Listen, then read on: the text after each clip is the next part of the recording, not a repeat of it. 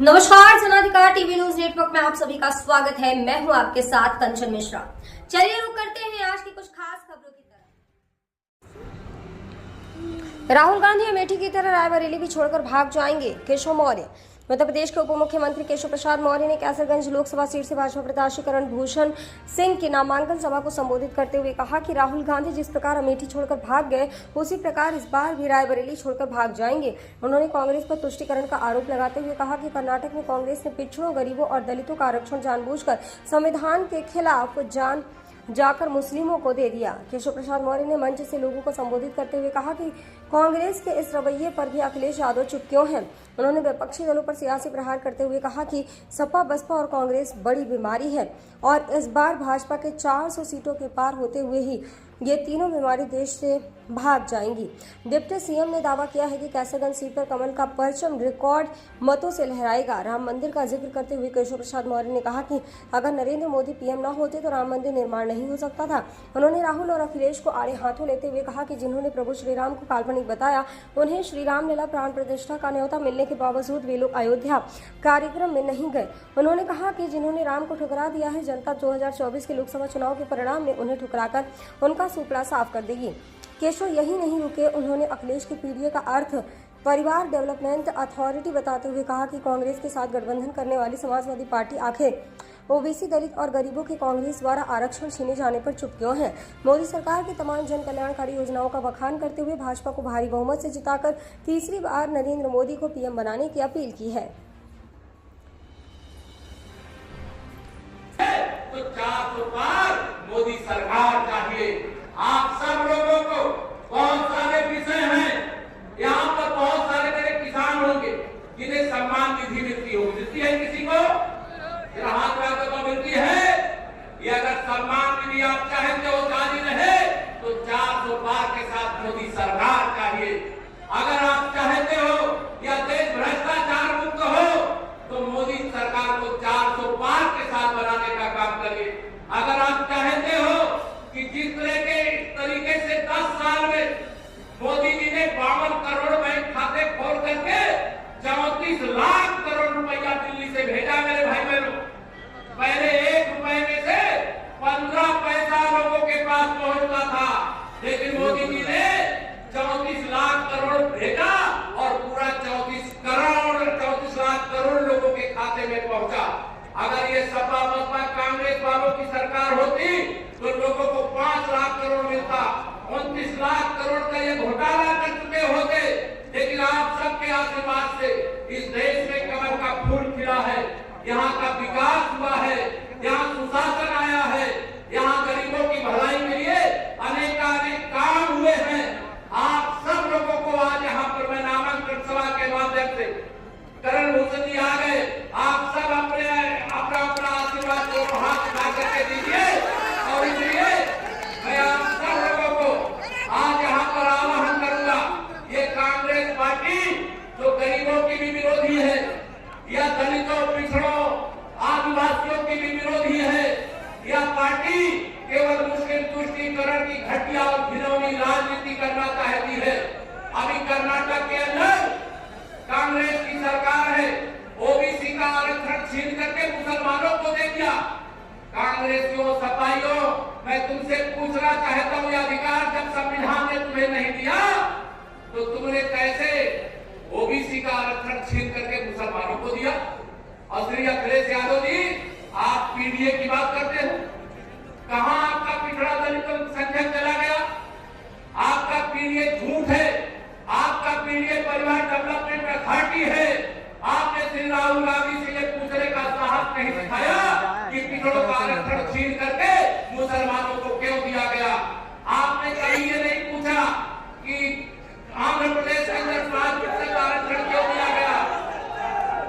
इसलिए आप सब लोगों को मैं यहाँ पर कहना चाहता हूँ, मेरे भाई बहनों, 2024 के लोकसभा चुनाव को ऐतिहासिक बनाने के लिए, कमल का फूल खिलाने के लिए, विकास की गारंटी सुनिश्चित करने के लिए, नौजवानों के ऊपर भविष्य के लिए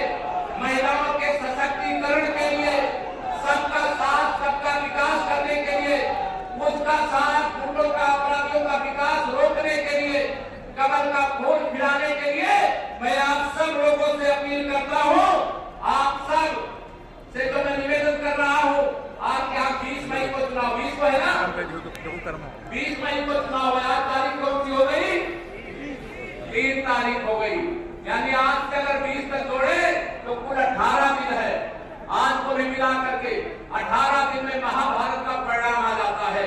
इस महाभारत के संग्राम में आप सभी कार्यकर्ता जो आए उनको भी कहना चाहता हूँ, जो समर्थक आए हैं उनको भी कहना चाहता हूँ, इस बार मोदी जी ने कहा है अगर मैंने 370 हटाया है तो आप सब कार्यकर्ताओं को मेरा प्रणाम कह करके, जय श्री राम कह करके कह दीजिएगा कि हर बूथ पर जितना वोट पिछली बार मिला है उसमें 370 वोट और बढ़ा दे, जिससे 370 हटाने का परिणाम सामने आ जाए।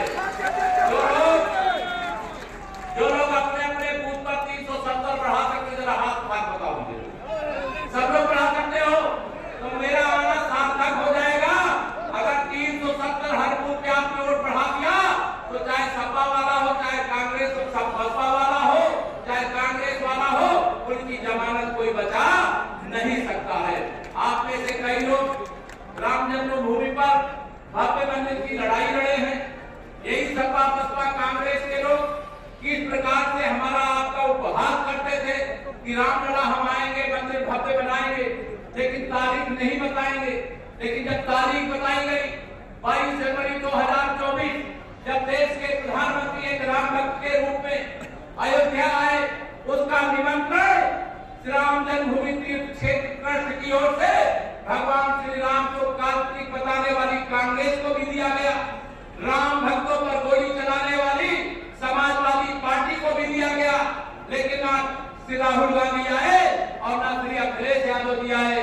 लेकिन श्री अखिलेश यादव जी, मैं पूछना चाहता हूं, आपको मुख्तार अंसारी की कब्र पर फतिहा पढ़ने का मौका मिल गया, लेकिन रामलला के प्राण प्रतिष्ठा में आने का आपको मौका। बहनों और मेरे पत्रकार मित्रों, 2024 की लोकसभा चुनाव में वरुण भूषण जी के समर्थन में इस नामांकन सभा में मैं पूरे जिम्मेदारी से कह सकता हूं कि 2014 में तो मोदी जी की लहर थी, 2019 में मोदी जी की आंधी थी, लेकिन 2024 में मोदी जी के नाम की सुनामी है।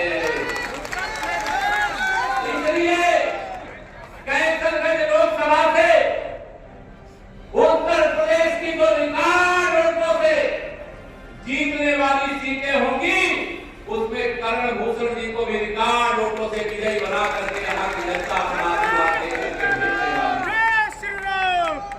सपा बसपा कांग्रेस का यूपी में खाता खुलने वाला नहीं है। उनको ये मालूम है कि अब सपा समाजवादी पार्टी, बसपा बिल्कुल समाजवादी पार्टी और कांग्रेस मुक्त भारत होने जा रहा है। आज मैंने देखा सुबह जब आ रहा था, बहुत सारे पत्रकार मित्र बताने लगे कि राहुल गांधी जी अमेठी से प्रत्याशी घोषित हो गए, उन्हें रायबरेली से घोषित हो गए। मैंने कहा अमेठी छोड़ करके भाग गए क्या? तो बताए हाँ अमेठी छोड़ करके भाग गए, रायबरेली आ गए हैं। हमने कहा 2024 को रायबरेली भी छोड़ करके भाग जाएंगे और कमल का फूल इस बार अमेठी में भी खिलेगा और रायबरेली में भी खिलेगा। मेरे भाई बहनों, 2024 के लोकसभा चुनाव में एक तरफ भ्रष्टाचार के दलदल में डूबा हुआ विपक्षी गठबंधन है, दूसरी तरफ माननीय नरेंद्र मोदी जी के नेतृत्व में भारतीय जनता पार्टी का गठबंधन है। एक देश के अंदर पूरे नारा लग रहा है 4 जून को 4 बजे 400 पार, फिर एक बार प्रचंड बहुमत की मोदी सरकार। इस लक्ष्य को लेकर के आप सबको मैं आह्वान करना चाहता हूँ, कर्ण भूषण जी को आदरणीय ब्रजभूषण जी भी कार वोटों से जीते, लेकिन परिस्थितियों के कारण उन्होंने अपने युवा पुत्र को यहाँ से सांसद बनाने के लिए पार्टी के आदेश से जो फैसला हुआ है उसका सब लोग ताली बजा करके स्वागत करिए। और कर्ण भूषण जी, क्योंकि उनकी आयु अभी कम भी है, इसलिए आप सब उनको अपना आशीर्वाद दीजिए। आकर के परम आनंद हो रहा है। लेकिन मैं आप सबको सपा और कांग्रेस का यूपी में गठबंधन है। इन्होंने 2017 में भी गठबंधन किया था विधानसभा के चुनाव में। समाजवादी पार्टी सत्ता में थी और 47 पर सिमट गई थी।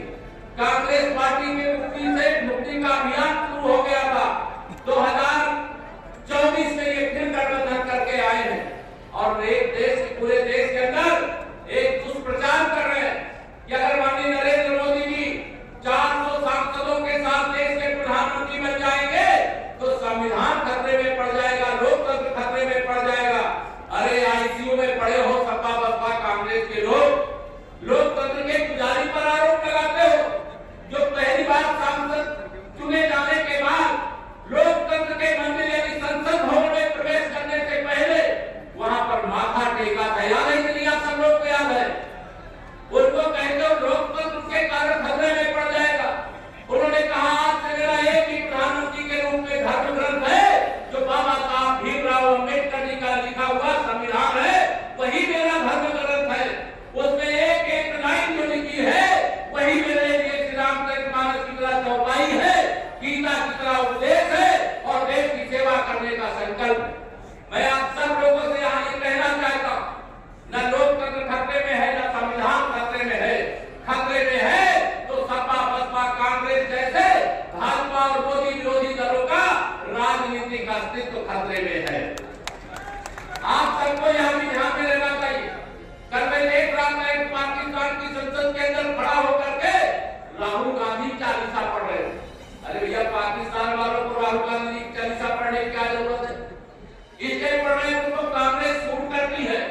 कांग्रेस और मुस्लिम लीग में कोई अंतर नहीं है। कांग्रेस ने ही पाकिस्तान को थाली में सजा करके, जिसे हम पीओके कहते हैं, पाकिस्तान को सौंपने का अपराध किया है और देश इसके लिए कांग्रेस को कभी क्षमा नहीं कर सकता है। कांग्रेस ने ही जम्मू